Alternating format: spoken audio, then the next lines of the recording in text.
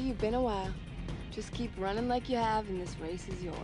Look who came crawling back. I'm glad you're here, Sugar Plum. You brought me luck last time. Make sure you smoke him and get that ride back. I'll take care of the rest. You ready to donate another car to the Razor Fund, baby? It's go time.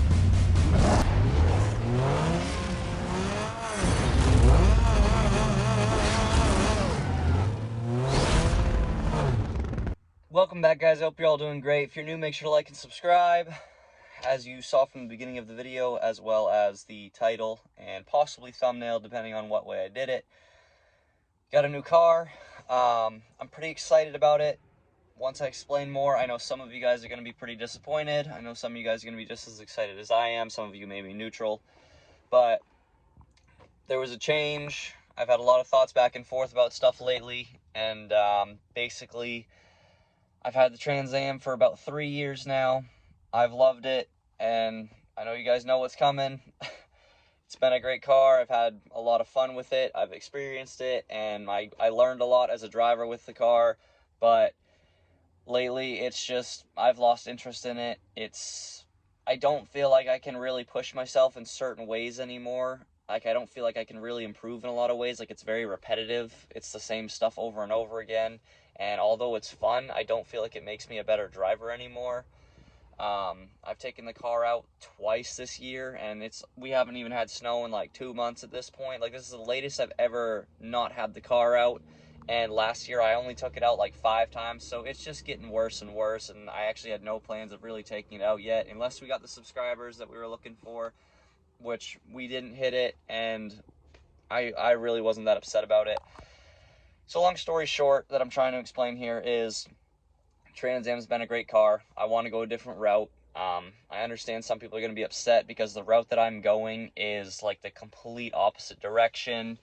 I've got another car in its place pretty much now, and side by side, cool factor to cool factor, nothing's gonna beat the Trans Am ever. It's a very cool car visually. It sounds cool. Like it's a badass car as it is itself. Car has a lot of issues behind the scenes. It's got its problems. It's far from perfect. I know some of you guys think it is over the camera, but it's really not. It's had a hard life, and it shows it. So basically, I like sliding around. I like drifting. There's no real events around here. I did look into some. There's some in New Hampshire that I was going to try to go to, but I don't know. I've quickly lost interest in drifting around and sliding and stuff. And I really, a long time ago, I went to an autocross event. And I mean, I feel like I'm a decent driver. There was like 50 people there. I was the 3rd slowest time. Like, it is not easy doing that stuff. Like, it takes a lot. You got to be a really good driver. You got to be really focused, very precise. And I want to practice driving like that. I've got the fishtailing and like on the edge of traction. I've got that type of driving experience under my belt, and I want to try grip racing. Trans Am wasn't really for that in general. Some people were like, why don't you build the Trans Am to do that? The car just doesn't handle that way, and it just doesn't handle that good in general, even with all aftermarket suspension. If I really tried, I could have gotten it kind of close, but it's just not what I was looking for. Autocross and grip racing and track racing in general, it's more of a front-wheel drive game. I haven't had a front-wheel drive car since I was 15. It was a Honda Civic, 2005 Honda Civic, automatic transmission, 115 horsepower stock. The car that I've got now, again, side by side to the Trans Am. I don't want you guys to look at it that way, because that's not how I'm intending it. It's got rid of the Trans Am, got this car as something else. Don't compare them side by side, because it's not a good comparison. It's not apples to apples. It's friggin' bananas to trees. Like, it's not the same thing at all. It is a GM product that I got though as well, and it's turbocharged, 5-speed, front-wheel drive, coupe.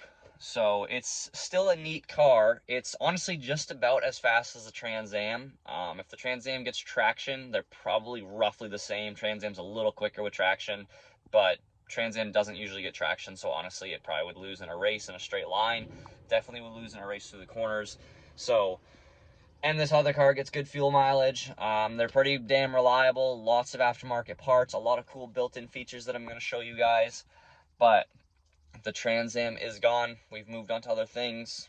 I know some of you guys are going to be upset, like I said. I understand that. I get it, but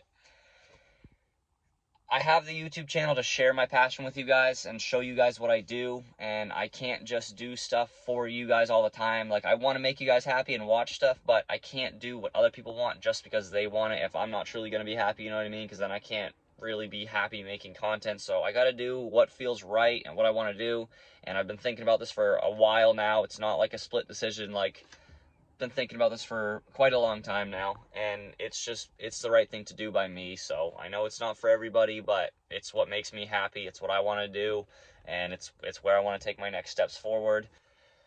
I was kind of gonna get like a Japanese type, just like a Civic Si or something like that, but I wanted something with like a little more soul to it, like a little more heart. So I ended up going with something American.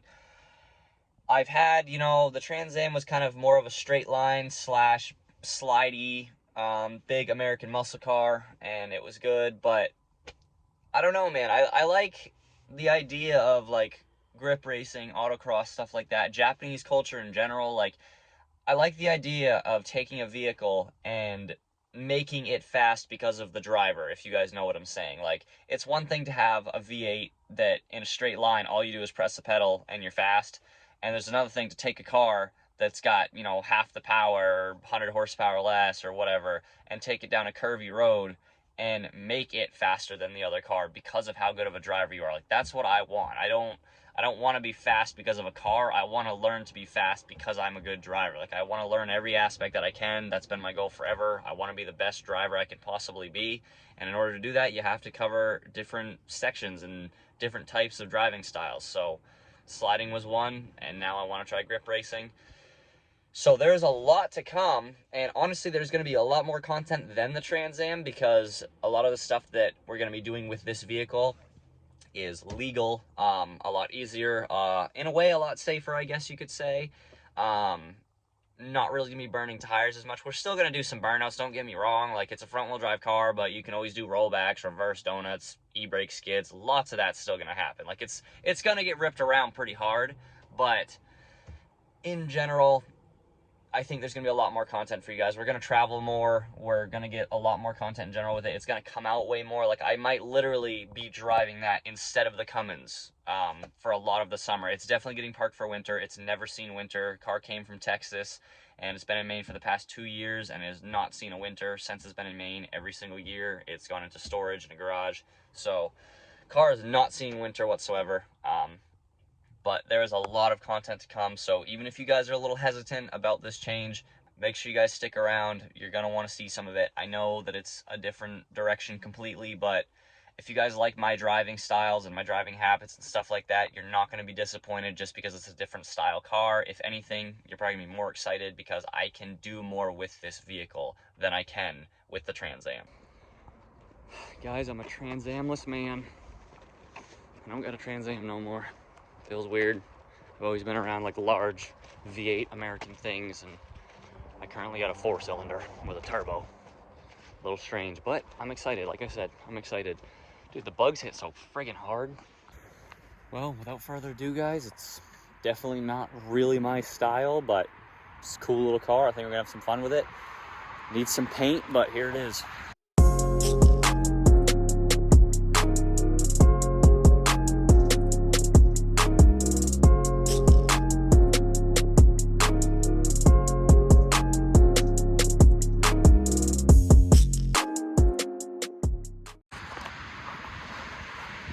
Not a bad looking little ride.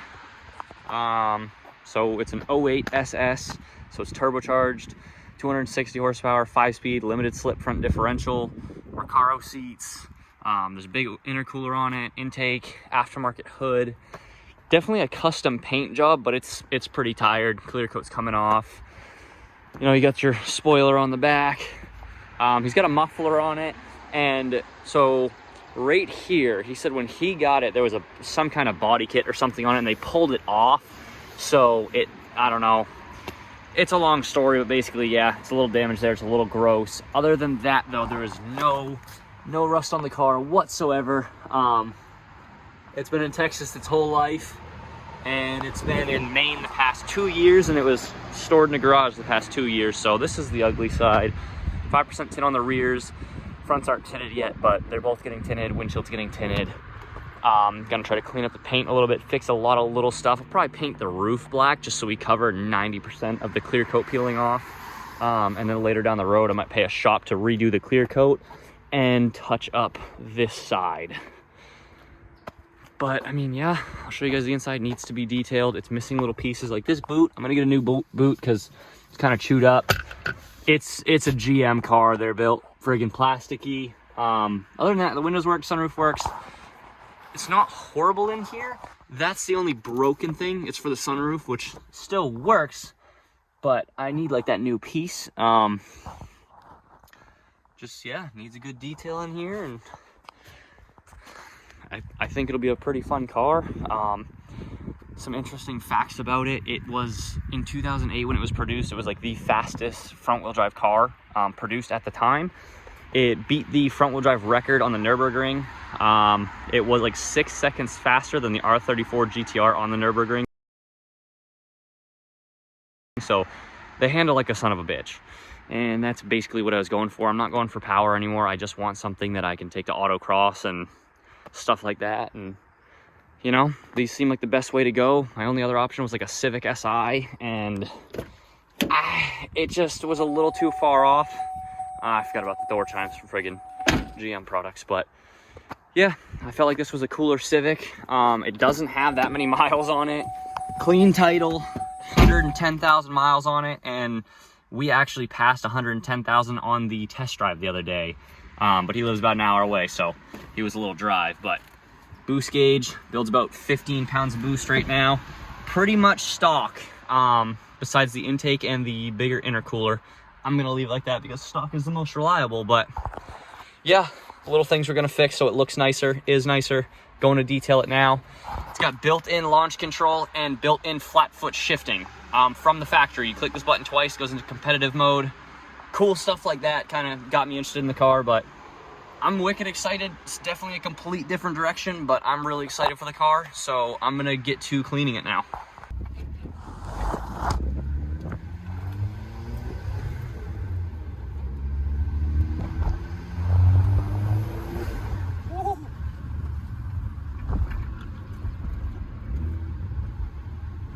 It's definitely gonna take some time to get used to. Feels so different.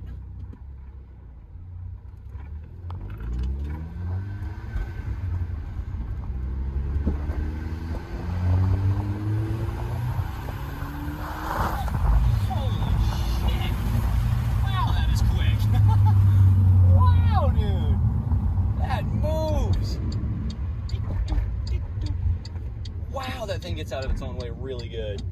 I think that's faster than the Trans Am by like a noticeable amount, dude. That freaking scoots. Holy shit nuts.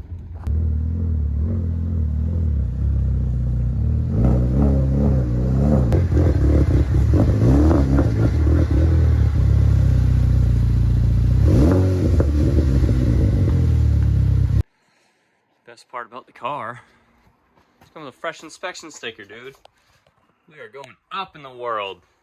Been a while since we had one of them. Got to introduce it to the family. I'm not gonna lie, dude. I'm really loving the red. Like, I know the clear coat's peeling, but it's giving me like major Baby Driver vibes right now.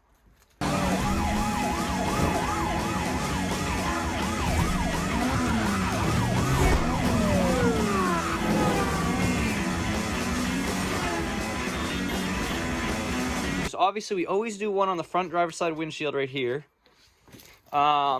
This car, though, is a little different. I could put one right here on each side of it, but I don't want to overdo it with stickers. I usually just do one front, one rear. I usually do one on the rear window. The problem is that rear window on this thing is super, super curved. And with the spoiler, I mean, if you're sitting behind, you're not even going to see the sticker. So I almost want to put one. I know it's gross to put stickers on paint, but I almost want to just put a black one right there under the bumper. Just because the color scheme goes together so good. That's my last black Right Foot Racing sticker. I've had it for a while. I've been saving it for something. And that just seems like the perfect spot to throw it right there. I don't know. Maybe it's just me. That sticker's obviously coming off, but it has been on there for friggin' ever, so kind of going really slow with some heat so I don't scratch the paint. I think I'm going to put this one here because you can barely see that up there. So I think I'm going to put one here. The other question, though, is do I put some on the side? Because then, I mean, shit, dude, I have friggin' 360 rifle racing stickers. I have one on the back, one on the front, one on each side. So everywhere I go, you'd know.